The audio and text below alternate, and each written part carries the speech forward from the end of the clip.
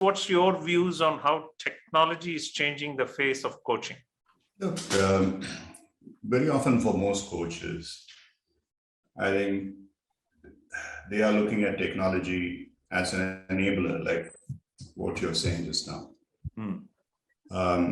That's anyway a given.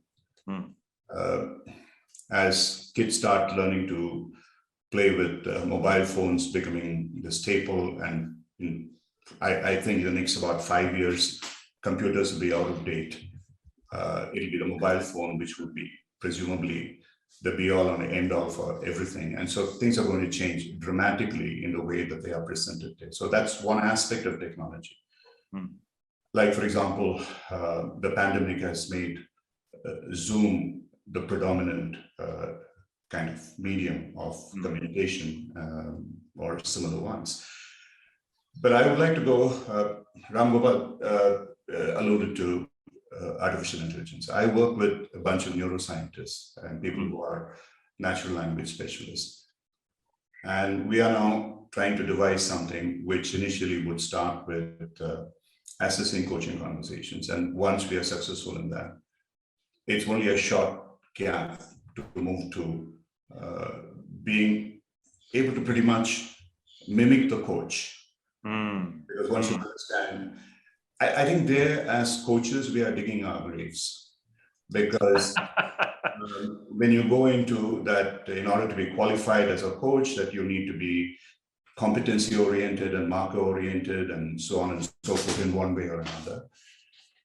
So it's making much easier for anyone to structure a conversation which can easily mimic that of a coach. And there's a guy called David Peterson, who is the chief coach of Google.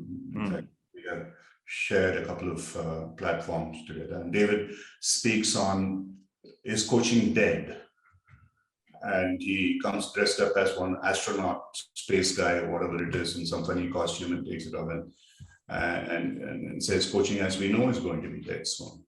One of the things that he says is, look at it this way. We know now that autistic kids prefer to work with machines rather than human beings. And many of us are all borderline autists, autism, the spectrum, which is absolutely true, believe you me. More and more, we are all getting into a space where connection with one another in a real human sense is getting reduced, especially with the pandemic, and I know how it's going to pan out in future. And he says, if that is the case, if you can connect with people who do not wish to be connected through machines, it might be just as easy to be able to connect with people who are willing to be connected with machines.